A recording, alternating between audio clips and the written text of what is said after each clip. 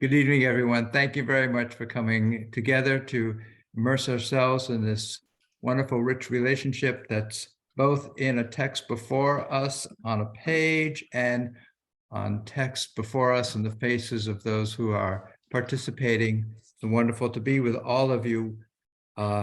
We are this week in Parshat Naso, which is in the book of Numbers in chapter 4, beginning in verse 21.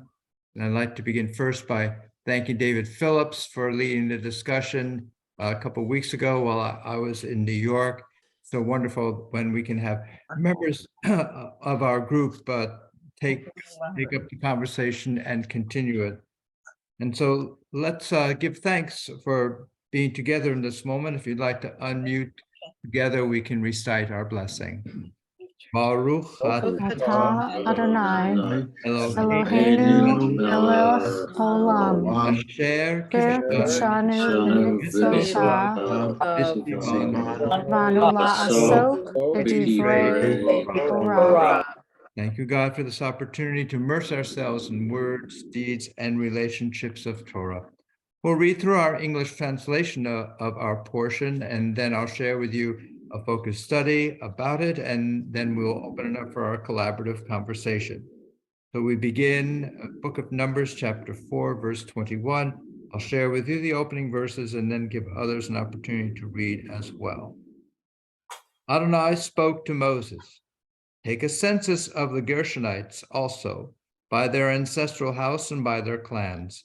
Record them from the age of 30 years up to the age of 50, all who are subject to service in the performance of tasks for the tent of meeting. These are the duties of the Gershonite clans as to labor and porterage. They shall carry the cloths of the tabernacle, the tent of meeting with its covering, the covering of dolphin skin that is on top of it, and the screen for the entrance of the tent of meeting.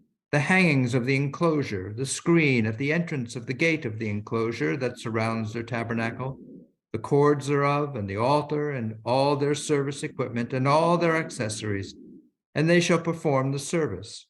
All the duties of the Gershonites, all their porterage, and all their service shall be performed on orders from Aaron and his sons. You shall make them responsible for attending to all their porterage. Those are the duties of the Gershonite clans for the tent of meeting. They shall attend to them under the direction of Ithamar, son of Aaron, the priest."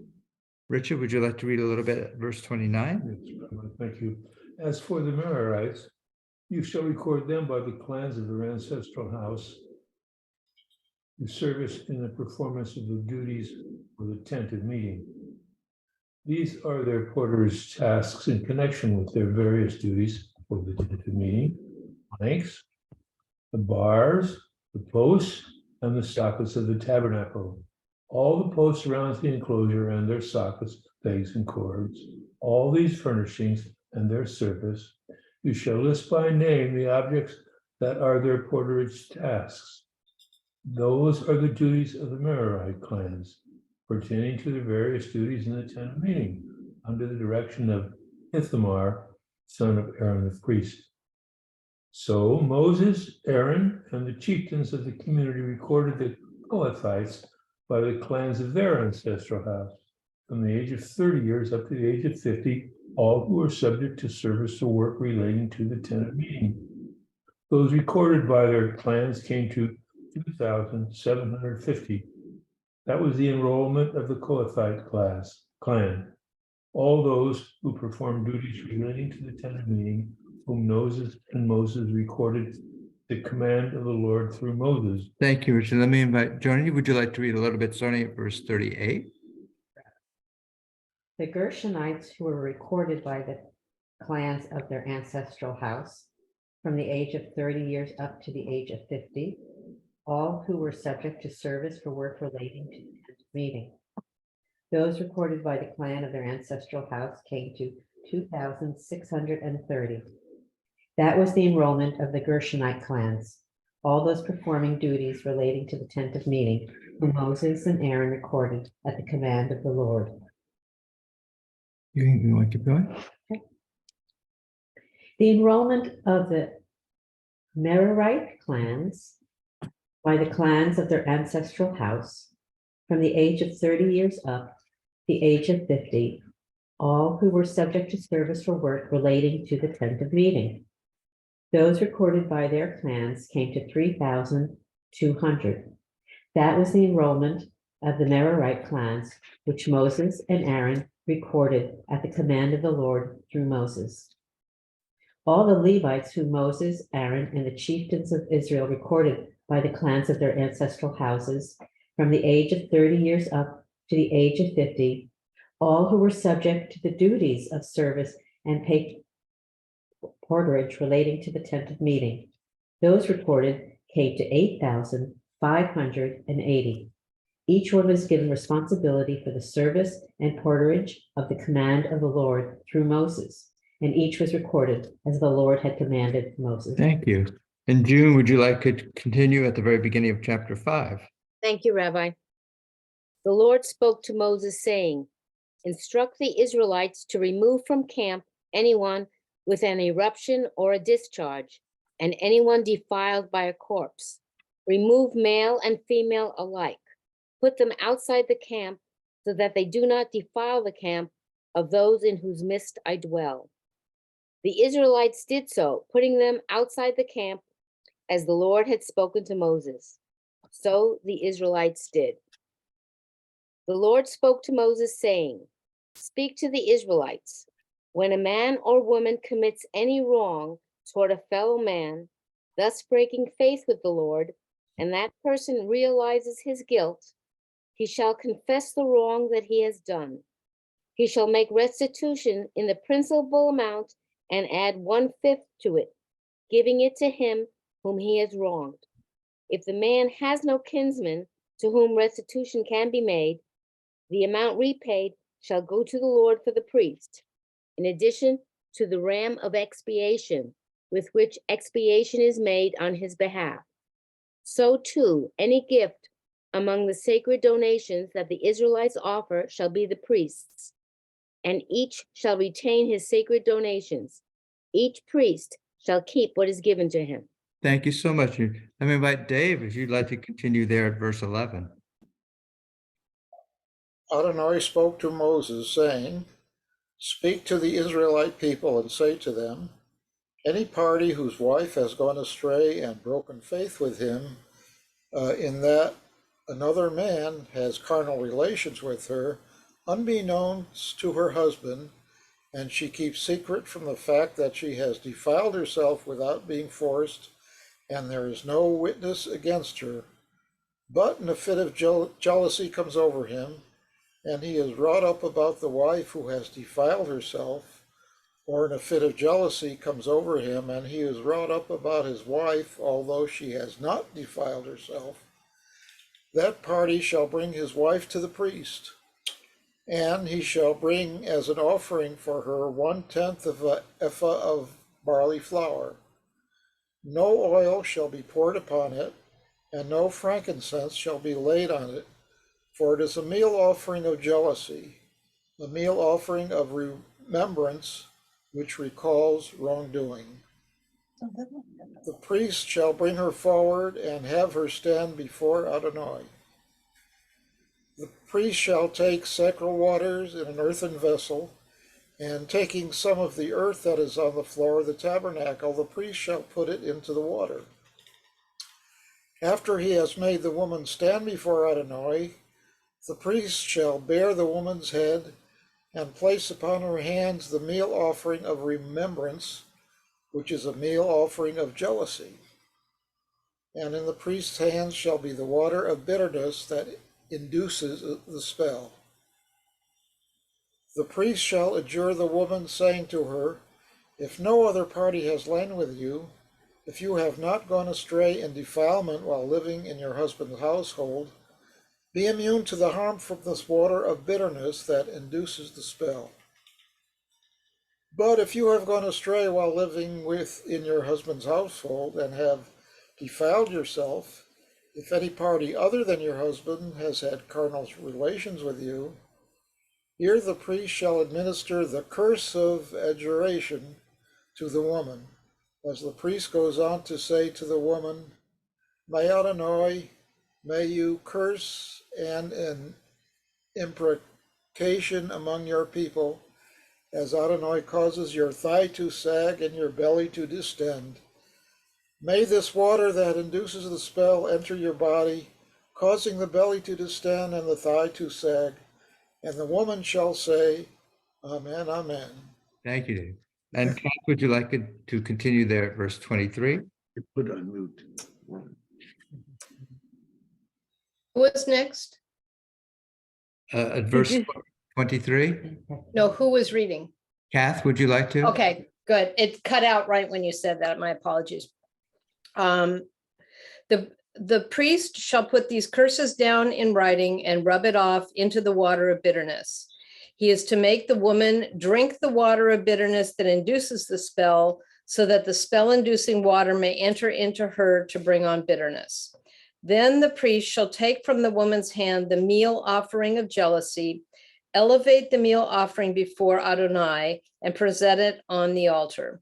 The priest shall scoop out of the meal offering a token part of it and turn it into smoke on the altar. Last, he shall make the woman drink the water. Once he has made her drink the water, if she has defiled herself by breaking faith with her husband, the spell-inducing water shall enter into her to bring on bitterness, so that her belly shall distend and her thighs shall sag, and the woman shall become a curse among her people. But if the woman has not defiled herself and is pure, she shall be unharmed and able to retain seed. This is the ritual in cases of jealousy.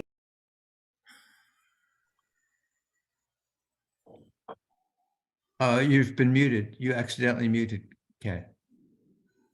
If you would just start at verse Got it. 29. Where did you, verse 27? 29 would be lovely. Yes. This is the ritual in cases of jealousy, when a woman goes astray while married to her husband and defiles herself, or when a fit of jealousy comes over a man and he is wrought up over his wife.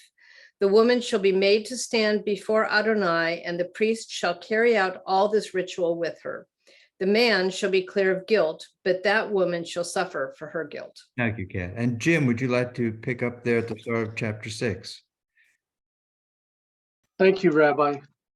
Adonai spoke to Moses, saying, "Speak to the Israelites and say to them, if any one man or woman explicitly utters a Nazarite's vow to set himself apart for Adonai, he shall abstain from wine and any other intoxicant.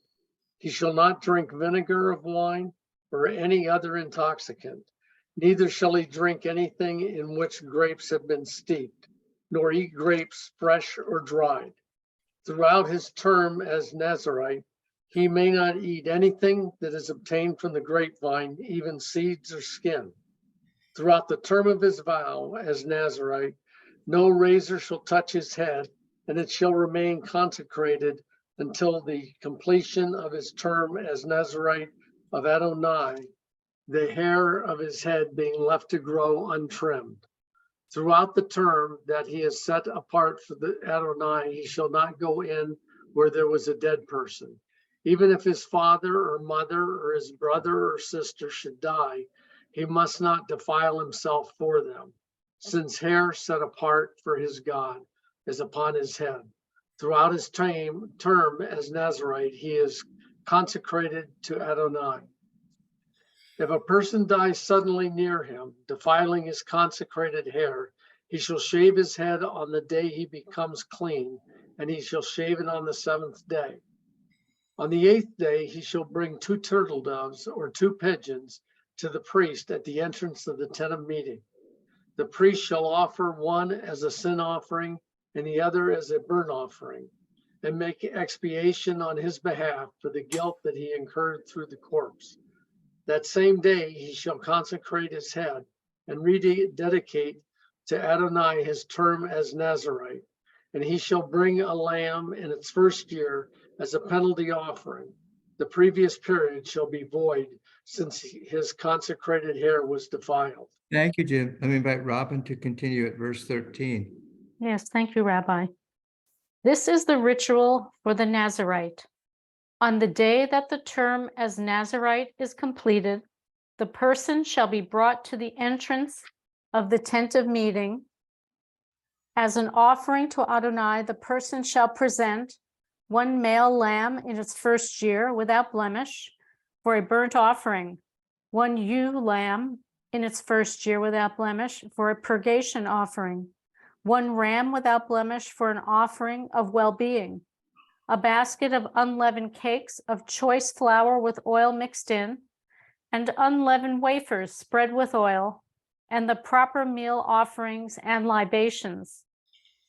The priest shall present them before Adonai and offer the purgation offering and the burnt offering. He shall offer the ram as a sacrifice of well-being to Adonai, together with the basket of unleavened cakes. The priest shall also offer the meal offerings and the libations. The Nazirite shall then shave the consecrated hair at the entrance of the tent of meeting, and take those locks of consecrated hair and put them on the fire that is under the sacrifice of well-being. The priest shall take the shoulder of the ram when it has been boiled, one unleavened cake from the basket, and one unleavened wafer, and place them on the hands of the Nazirite after the consecrated hair has been shaved. The priest shall elevate them as an elevation offering before Adonai, and this shall be a sacred donation for the priest, in addition to the breast of the elevation offering and the thigh of gift offering. After that, the Nazirite may drink wine.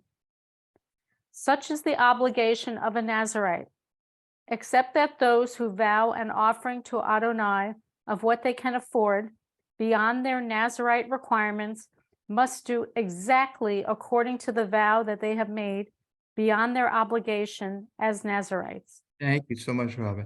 And Margot, would you like to continue there at verse 22? Thank you. The Lord spoke to Moses, "Speak to Aaron and his sons. Thus shall you bless the people of Israel.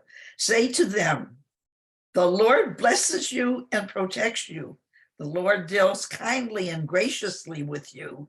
The Lord bestows his favor upon you and grants you peace. Thus they shall link my name with the people of Israel, and I will bless them." On the day that Moses finished setting up the tabernacle, he anointed and consecrated it and all its furnishings, as well as the altar and the utensils. When he had anointed and consecrated them, the chieftains of Israel, the heads of the ancient houses, namely the chieftains of the tribes, those who were in charge of enrollment, drew near and brought their offerings before the Lord.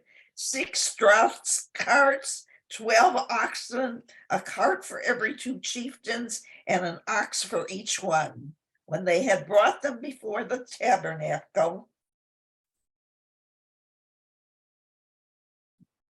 the Lord spoke to Moses, accept these from them for use in the service of the tent of meeting, and give to the Levites according to their respective service. Thank you so much, Margot. And Paul, would you like to continue at verse 6? Yes, thank you, Rabbi. So Moses took the wagons and the oxen and gave them to the Levites. 2 of the wagons and 4 of the oxen he presented to the sons of Gershon in accordance with their work. And 4 of the wagons and 8 of the oxen he gave to the sons of Merari in accordance with their work, under the authority of Ithamar, son of Aaron the Cohen. And to the sons of Kohath he did not give, since the sacred service was upon them, and they carried on to shoulder. Then the leaders brought forward offerings for the dedication of the altar on that day. It was anointed, and the leaders brought their offering before the altar. Hashem said to Moses, one leader each day shall they bring their offering for the dedication to the altar. The one who brought his offering on the first day was Nachshon, son of Aminadab, of the tribe of Judah. His offering was one silver bowl, its weight 130 shekels, and one silver basin of 70 shekels in the sacred shekel, both of them filled with fine flour mixed with oil for a meal offering. One gold ladle of 10 shekels filled with incense. One young bull, one ram, one sheep in his first year for a burnt offering. One he-goat for a sin offering. And for a feast offering, 2 cattle, 5 rams, 5 he-goats, 5 sheep in their first year. This is the offering for Nachshon, son of Aminadab.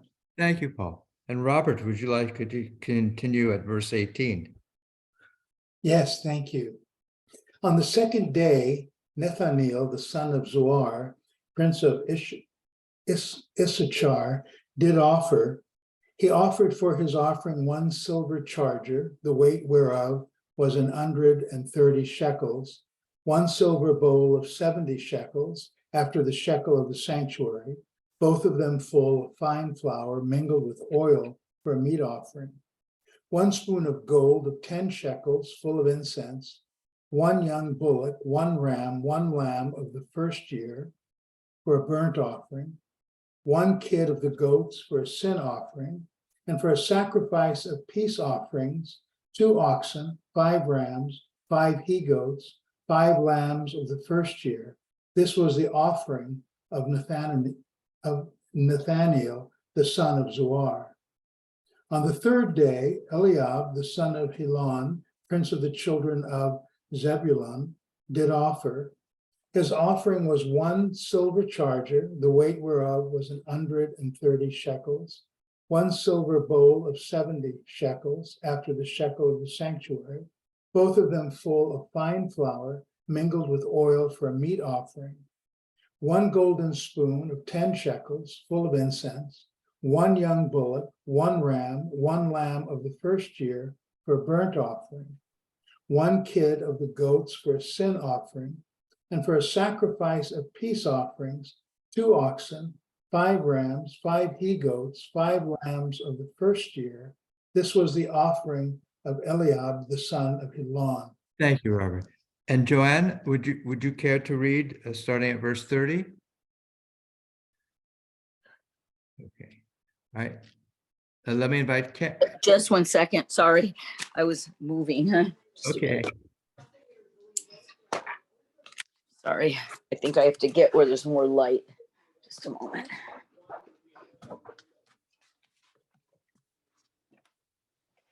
Okay, in verse 30. Yes. Okay, on the 4th day, it was the chieftain of the Reubenites, Eleazar, son of Shedeur. His offering, one silver bowl weighing 130 shekels and one silver basin of 70 shekels by the sanctuary weight, both filled with choice flour with oil mixed in for the meal offering. One gold ladle of 10 shekels filled with incense, one bull of the herd, one ram, and one lamb in its first year for a burnt offering, one goat for a sin offering, and for his sacrifice of well-being, 2 oxen, 5 rams, 5 he-goats, and 5 yearling lambs. That was the offering of Eleazar, son of Shedeur. On the 5th day, it was the chieftain of the Simeonites, Shelumiel, son of Zurishaddai. His offering, one silver bowl weighing 130 shekels and one silver basin of 7 shekels by the sanctuary weight, both filled with choice flour with oil mixed in for a meal offering. One gold ladle of 10 shekels filled with incense, one bull of the herd, one ram, and one lamb in its first year for the burnt offering, one goat for a sin offering, and for his sacrifice of well-being, 2 oxen, 5 rams, 5 he-goats, and 5 yearling lambs. That was the offering of Shalumiel, son of Zurishaddai. Thank you so much, Joanne. Karen, would you like to read starting at verse 42? Yes, thank you, Rabbi. On the 6th day, it was the chieftain of the Gadites, Eliasap, son of Deuel.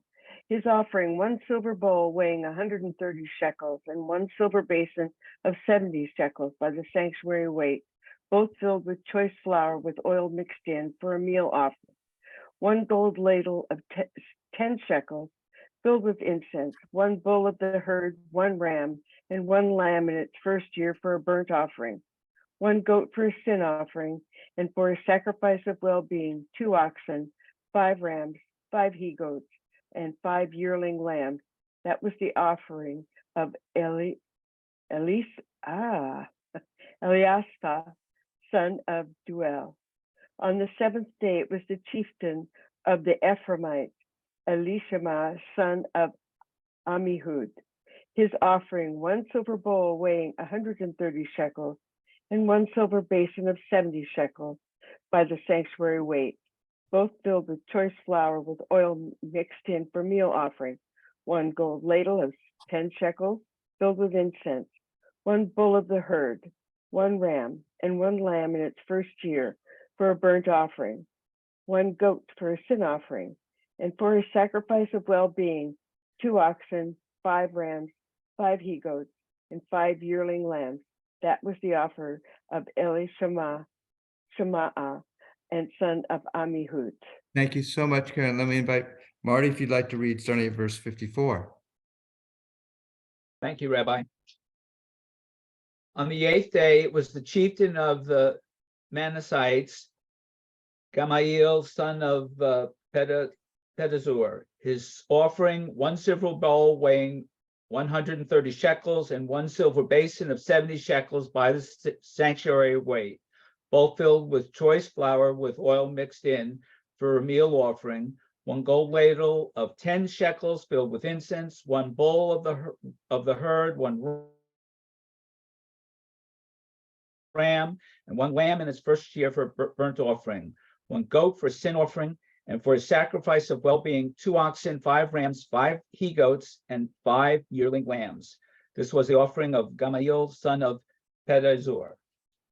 On the 9th day, it was the chieftain of the Benjamites, Abidan, son of Gideoni. His offering, 1 silver bowl weighing 130 shekels, and 1 silver basin of 70 shekels by the sanctuary weight, both filled with choice flour with oil mixed in for a meal offering, 1 gold ladle of 10 shekels filled with incense, 1 bull of the herd, 1 ram, and 1 lamb in its first year for a burnt offering, 1 goat for a sin offering, and for his sacrifice of well-being, 2 oxen, 5 rams, 5 he-goats, and 5 yearling rams. This was the offering of Abidan, son of Gideoni. Yeah. On the 10th day, it was Marty, let me invite Catherine to continue there, verse 66. Thank you, Marty. Okay, thank you, Rabbi. On the 10th day, it was the chieftain of the Danites, Ahiezer, son of Ammishaddai. His offering, 1 silver bowl weighing 130 shekels, and 1 silver basin of 70 shekels by the sanctuary weight, both filled with choice flour with oil mixed in for a meal offering, 1 gold ladle of 10 shekels, filled with incense, 1 bull of the herd, 1 ram, and 1 lamb in its first year as for a burnt offering, 1 goat for a sin offering, and for his sacrifice of well-being, 2 oxen, 5 rams, 5 he-goats, and 5 yearling lambs. That was the offering of Ahiezer, son of Ammishaddai. On the 11th day, it was the chieftain of the Asherites, Pagiel, son of Okran. His offering, 1 silver bowl weighing 130 shekels, and 1 silver basin of 70 shekels by the sanctuary weight, both filled with choice flour with oil mixed in for a meal offering, 1 gold ladle of 10 shekels filled with incense, 1 bull of the herd, 1 ram, and 1 lamb in its first year for a burnt offering, 1 goat for a sin offering, and for his sacrifice of well-being, 2 oxen, 5 rams, 5 he-goats, and 5 yearling lambs. That was the offering of Pagiel, son of Okran. Thank you so much. And Justin, would you like to continue there at verse 78? Thank you, Rabbi. On the 12th day, the chieftain was of the sons of Naphtali, Ahira, the son of Enan.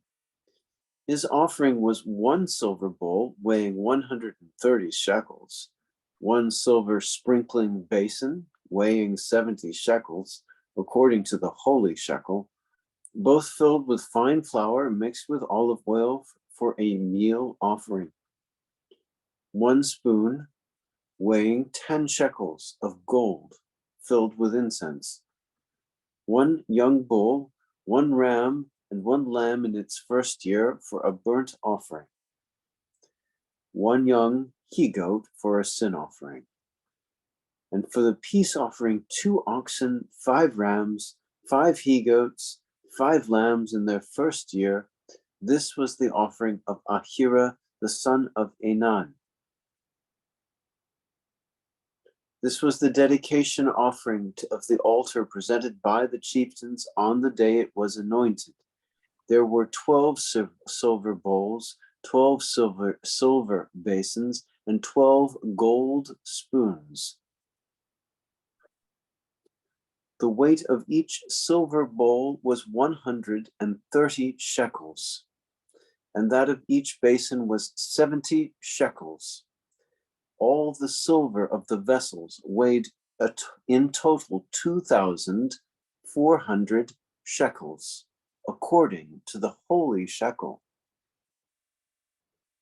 12 gold spoons filled with incense, each spoon weighing 10 shekels, according to the holy shekel. All the gold spoons totaled 120 shekels. Thank you, Justin. Let me ask Jay if you'd like to continue reading at verse 87.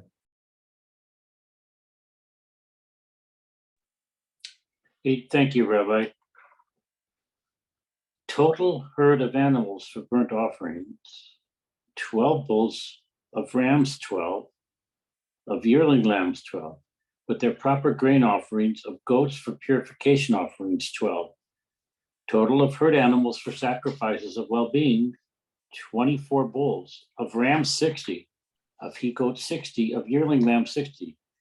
That was the dedication offering for the altar after its anointing.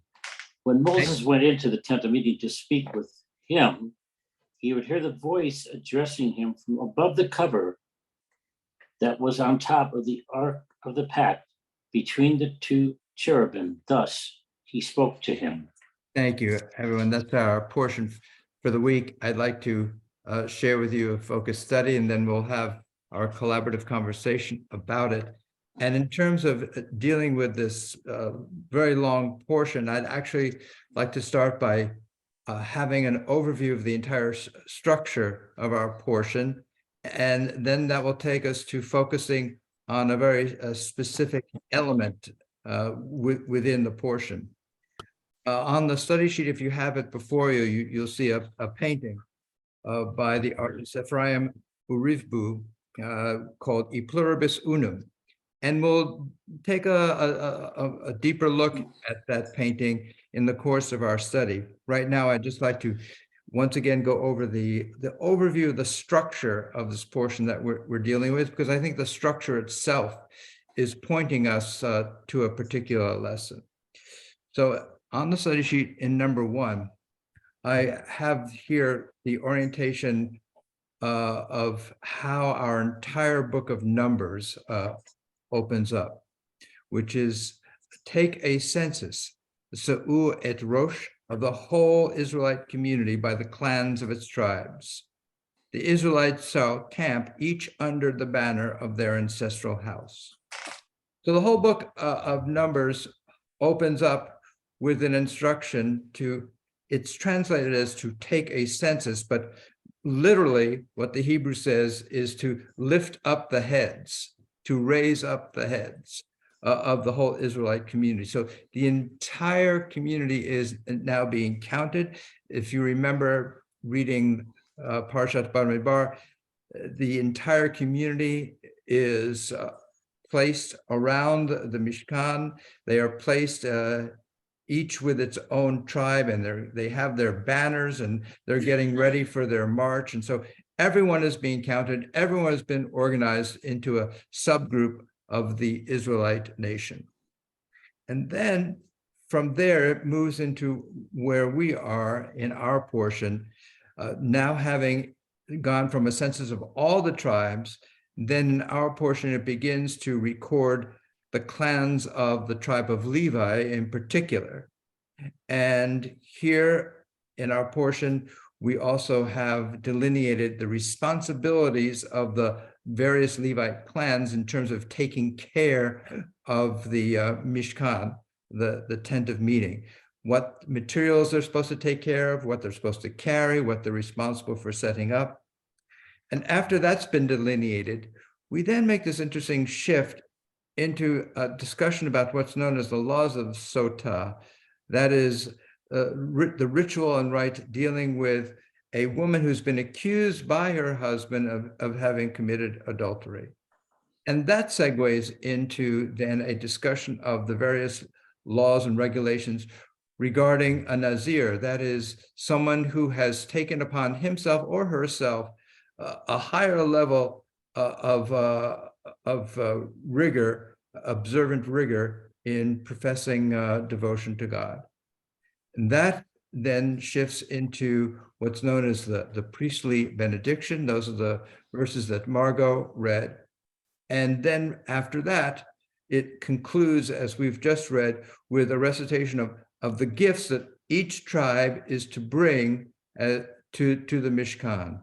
And as you became aware, each tribe, it turns out, is bringing the exact same gifts. So this shift of starting off with a taking of the census of all the Israelite people, and then focusing on a particular tribe, the tribe of Levi, identifying their responsibilities for taking care of this critical piece of communal life, that of the Mishkan, and then sandwiched in, if you will, in the middle of all this are these two interesting little sections, one having to do with the laws of Sotah and the laws of the Nazir, and then concluding with the particular blessing that the Kohanim are to recite in the presence of all the people of Israel, and then the last section detailing what all the gifts that each tribe is to bring. So, and then that's what in here in number 3 on our study sheet is an example of a recitation of what each of the chieftains from each of the tribes is supposed to bring, beginning with Nashon from the tribe of Judah. There's a midrash in number 4 that looks at this recitation of all of these gifts that all these tribes are supposed to bring, and perhaps those who developed that particular midrash are looking at, well, why didn't it just say each tribe is to bring 1 silver bowl weighing 30 shekels, 1 silver basin? Why do you have to repeat 12 times the same list of gifts? So here's what the midrash says. Our rabbis say that although they all presented similar offerings, they meant by them to symbolize great events, which each one selected in accordance with their own judgment. So what the midrash seems to be hinting at is that although each tribe is bringing the exact same physical object, when they brought them, they were carrying with them some unique memory or some unique identity, some unique experience of their own tribe. So although it looks like on the outside, everything is the same, for each tribe, they represent something unique. So that's kind of that's how this Torah portion ends, with this recognition that everyone is in this together. They are doing something jointly. They are doing something which on the outside looks like they're all doing the same thing, but carries with it some kind of unique experience, unique intention. So it's interesting as a form of counterpoint that our Haftarah portion for this Torah portion is from the book of Judges. And in particular, it is from that part of the book of Judges, which tells us the story of Samson. Now, we often think of Samson merely in terms of how strong he was, and he had his haircut, and Delilah, and all that. But what's critical to remember about Samson is that he was a Nazir, which is what we were just reading about. And it occurs within the book of Judges. And here is what tradition notes about the book of Judges, which is how the entire book of Judges ends. In Judges chapter 21, verse 25, the last verse in the book of Judges. It says, "In those days, there was no king in Israel. Everyone did what was right in their own eyes." The book of Judges describes the early days of the Israelite nation settling into the land of Canaan.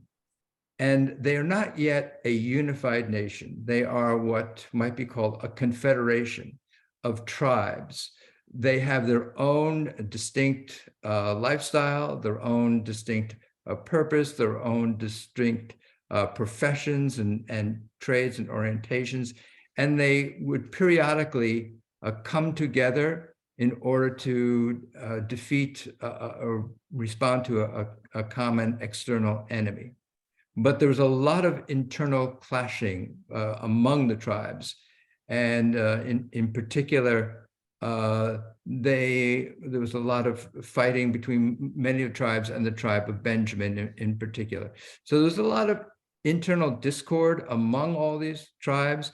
There was a lack of ongoing permanent unity. And so that's what we witness when we read the book of Judges. So it interests me that the rabbis are encouraging us, after reading this portion, to now recall, if you will, a time in Jewish history when the people of Israel were not united as a unified nation, but were existing as separate tribes who occasionally came together and sometimes even fought with one another.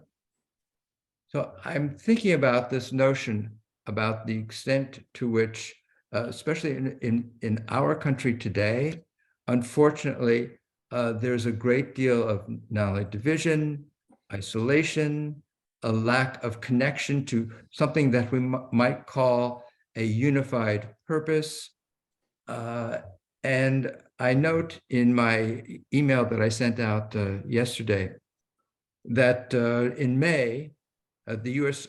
Surgeon General issued an advisory report entitled "Our Epidemic of Loneliness and Isolation," the U.S. Surgeon General's advisory on the healing effects of social connection and community. And in that, he details as a doctor the public health crisis that results from the degree of the lack of social connection that we have in this country today, the elevation of risk for many, many diseases, including premature death. And he calls this a health crisis. And in it, he writes, "Social disconnection contributes to many poor health outcomes and even to premature death." So I put that within the context of the founding of this country, the United States of America, and how this country was really based less on a separation or an overturning of a previous order and an insistence of the capacity of common people to govern themselves. And that we have as documentation as early as the Mayflower Compact in 1620, for example. And there were a series of compacts that brought people together. And the Declaration of Independence was a statement of mutual commitment of people to one another to make a country. And the Constitution itself is a form of compact among the different parties. And here, number 7, I have the concluding sentence of the Declaration of Independence. And for the support of this declaration, with a firm reliance on the protection of divine providence, we mutually pledge to each other our lives, our fortunes, and our sacred honor. So here is a statement of a commitment to a mutual obligation to one another as common citizens. I want to suggest that in effect is the lesson that this Torah portion is emphasizing. The value that this group of people who have just escaped slavery and are now seeking freedom, that freedom in Torah is not defined so much by an escape from constraint as it is referring to an opportunity to now assume responsibility for one another. And the motto for the United States of America is E pluribus unum. And on July 4th, 1776, not only was the Declaration of Independence signed, but there was also a committee appointed to come up with a logo, if you will, a motto and a design for the Great Seal of this new country that was being formed. And on August 20th, 1776, a committee that included Benjamin Franklin proposed the design, and they proposed a motto, the motto being E pluribus unum. And while the design that they submitted wasn't immediately accepted, their motto was. And finally in 1782, a final design for the Great Seal, as we now know it, of the United States of America was adopted along with the motto that had been proposed in 1776. There's a lot of discussion among scholars about where the origin of E pluribus unum came from as an inspiration for the founders of this country. And one of them is an interesting one, and that it comes from the motto of a magazine that was popular in England and that was made its way to the American colonies, published in 1731, called the Gentleman's Magazine. And its motto was E pluribus unum. And it comes from, it's the concluding line in a poem that's cited by that magazine. And the concluding line in that poem is, "You mix various rich sweets in one fragrant collection." So now I'm thinking back to what our Midrash talks about this bringing together of these different tribes with different personalities, all bringing the same gifts to this central focus of communal life, that of the Mishkan. So this is the image I'm now having about these gifts constituting something similar, but coming from each having their own fragrance, if you will. Each tribe having its own taste, its own character, its own fragrance, and creating one rich fragrance together. So with that, I'd like to turn back now to our painting. This is a painting by Ephraim Urifbu, who was born in Nigeria. He was born in poverty, raised by a single mother, one of 8 children. Eventually, the mother takes on another husband and a stepfather who is very abusive to Ephraim Urifbu, and Ephraim finds art to be a kind of relief from not only the poverty, but also from the abuse of the stepfather. He eventually, much to, without the approval of either his mother or his stepfather, studies art in a college, and then eventually he gets a job working with the American delegation at an arts festival in Nigeria.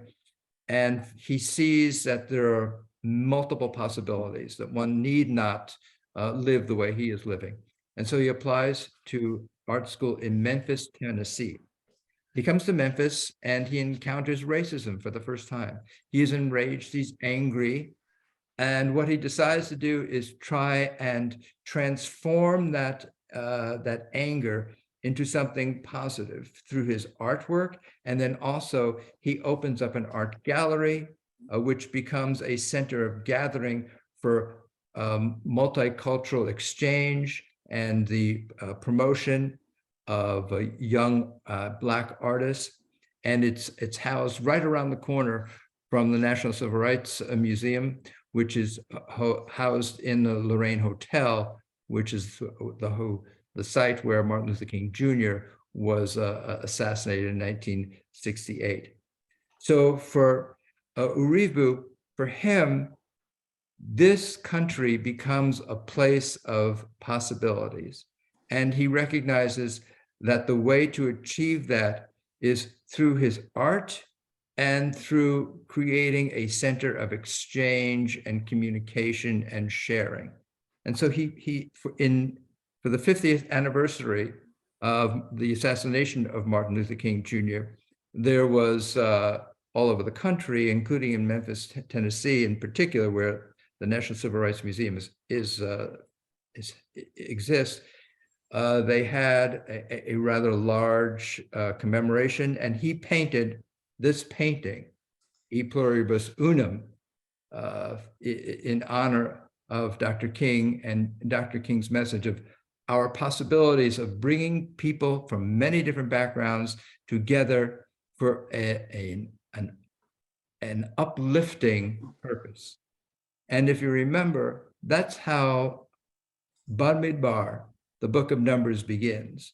Lift up the heads. That is, to pay attention, to recognize each distinct group that's among us, to provide each distinct group with a place around the table, if you will, with each group has a purpose to play within the community, and each group feels a sense of obligation and commitment to the rest of the group. And so this is the feeling that I get from reading this portion, how it ends, how it begins, and that's what's carrying us through. And indeed, that becomes one of the greatest lessons of Jewish history and Jewish culture. That is how important it is for us to feel obligated to one another. And that ultimately, that is what freedom is all about. Not to do whatever one wants. It is to have the opportunity to care for one another in common purpose. And on my study sheet, the concluding commentary I have is from Ram Dass, who is one of the spiritual leaders in the 60s and 70s and 80s. And Ram Dass was born Richard Albert. In fact, his father was the founder of Brandeis University. So although he doesn't identify as a religious Jew, he grows up within a culture that learns these lessons. And the words I have from Ram Dass are, "We're all just walking each other home." And in a sense, that gave me a new way to think about this journey that the Israelites are on from Egypt to the Promised Land. A sense of we are walking each other home. We are with one another.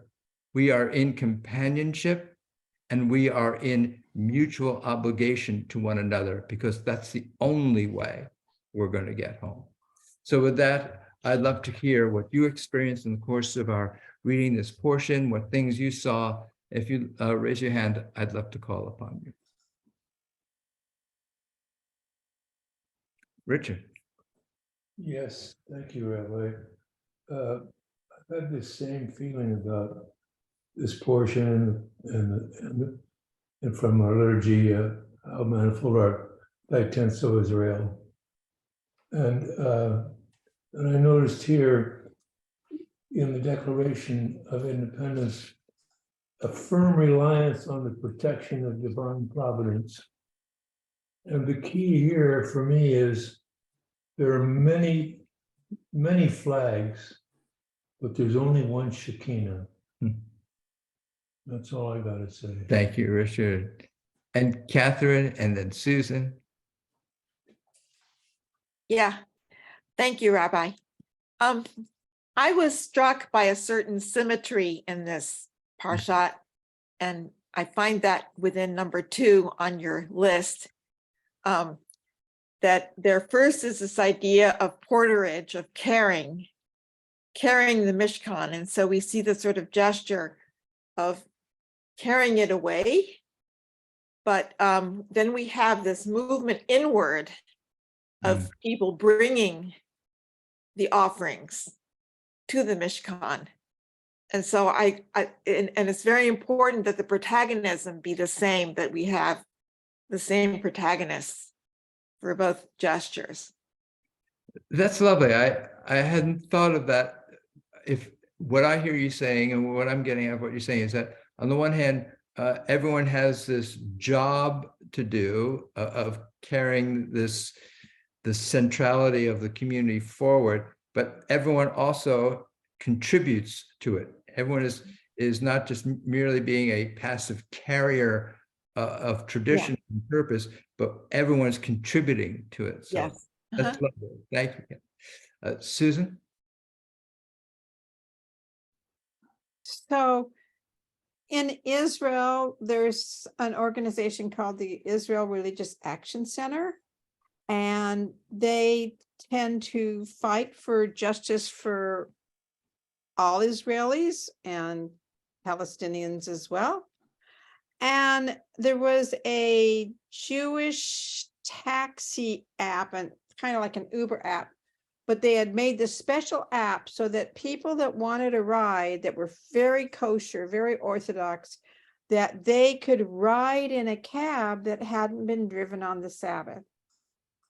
And the Israel Religious Action Center said, you're not trying to make it so that somebody's really Orthodox can ride in a from taxi. You're trying to make it so that they won't use an Arab taxi driver.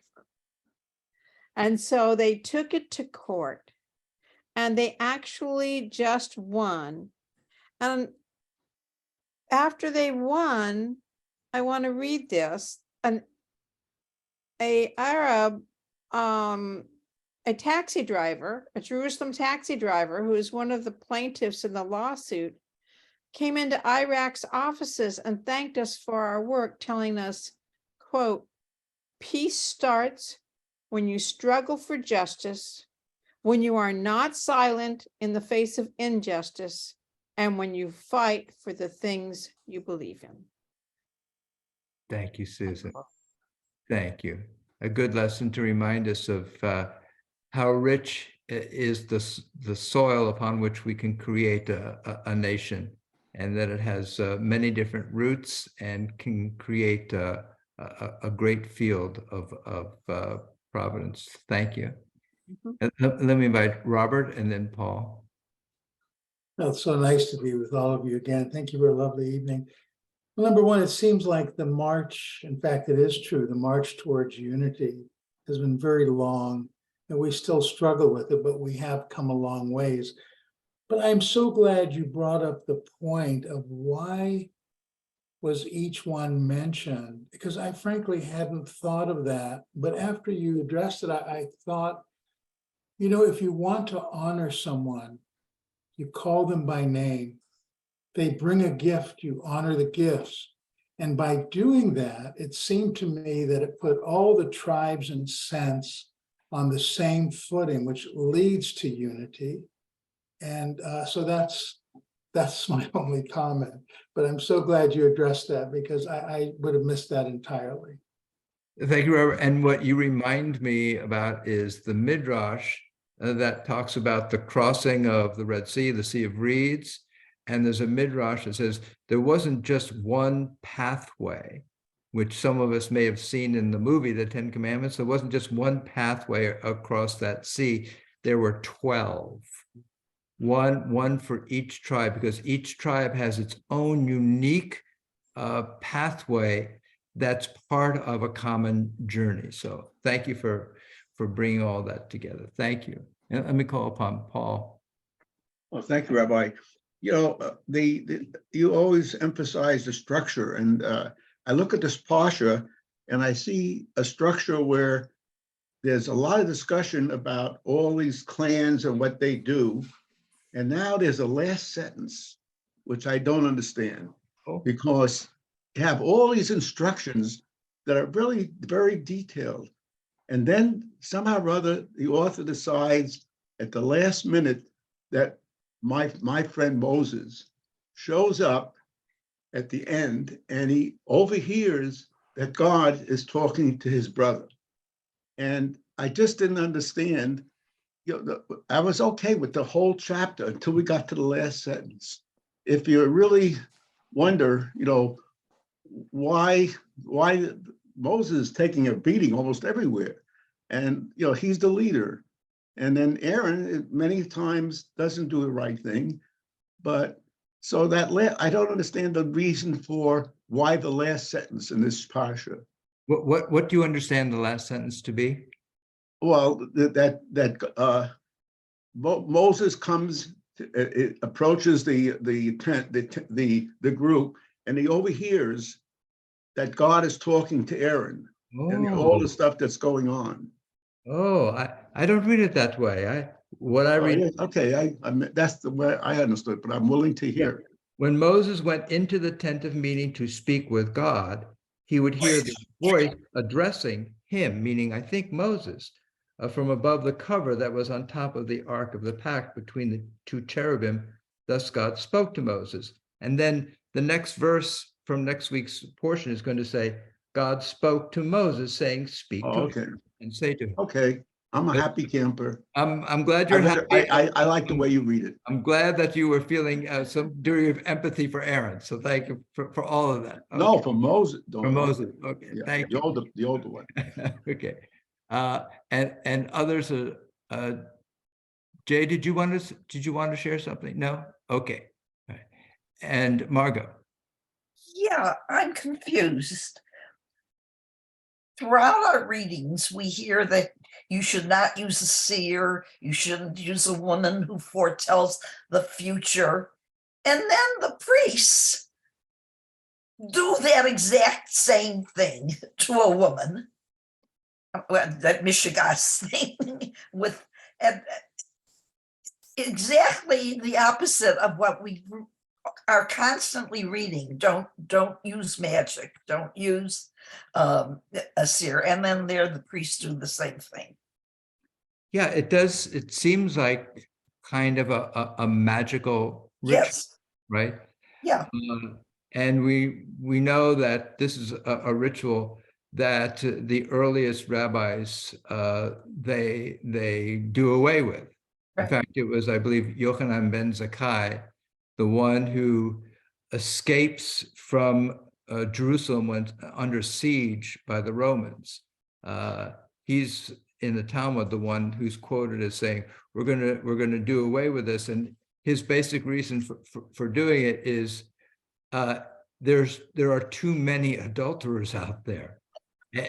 Okay, and so it doesn't make any sense. So it's a recognition of the human frailty, and it's a ritual that ultimately is done away with. But you're right to point out it just it seems to be of magic, which is not, it seems to be in keeping with our tradition. Let me call upon Dave. Okay. I just want to continue with what Margot was saying, that I think that's a very disturbing part. And these rituals seem like they may or may not have been enforced, but they're there to terrorize people, make people afraid. So there will be more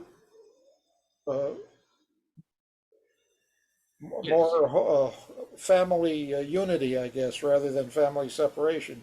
So anyhow, that's my thought. It really just something we see now in our politics when one party says something that is supposed to make the other people afraid and insecure. Right. And that's Yeah, there's no doubt that it must have been a very terrifying ritual to even be presented with the possibility of having to endure. Joanne, and I would comment about- one second, and then Richard here. Go ahead. I just was wondering, One second, Joanne, 1 second, Richard. About the soda thing, I noticed this when we wrote through on 5:14. But a fit of jealousy comes over him and he is wrought up about his wife who has defiled herself. Yeah. Or if a fit of jealousy comes over one and he is wrought up about his wife, although she has not defiled herself. Yeah. So whoever wrote this is saying that there's a wife out there, or wives out there that have not defiled themselves. Mm-hmm. And so maybe if we come up with a cockamamie thing that she can't fail, a way to protect her. And later on, Rabbi said, wait a minute, this is too cockamamie. But it appeared to me, because it leaves us talking about a woman who has not defiled herself, regardless of what, this is the truth about this woman. Mm-hmm. And what are we going to do for this woman? Well, we'll either threaten the husband to do this to her, and maybe he relents, saying, I really don't know anything, or we're going to go ahead and put her in the river, but we know nothing's going to happen, and that'll convince him he's a jerk. Yeah. So I think there's a reason that it's there. It's to make the husband afraid when she hasn't done anything. The rabbis clearly seem to understand that this has more to do with the jealousy and perhaps the irrational jealousy of the husband than has anything to do with any act that the woman may have committed. And initially, the rabbis go through a series of regulations about what the husband has to do before he can ever bring this kind of bring his wife to such a ritual. The number of witnesses that are required, the warnings he has to issue, and so forth and so on. So they make it very difficult for this even to ever happen. And then finally, they do away with the ritual altogether. Let me call upon Joanne and then Susan. Thank you. Yeah, I just wondered why, like all these rules and everything, and then there's the Aaronic benediction in the middle of it, and then everything goes back to more rules. Why was that? Is that in there? And that's the only thing I remember from this chapter. So that's lovely. Thank you, Joanne, for bringing us back to something that we haven't really discussed, which is the priestly blessing. Yeah. I love that. Initially, the way it's portrayed here in the Torah portion, it sounds as if this is just a blessing that the Kohanim, those who are related to Aaron, recite over all of Israel.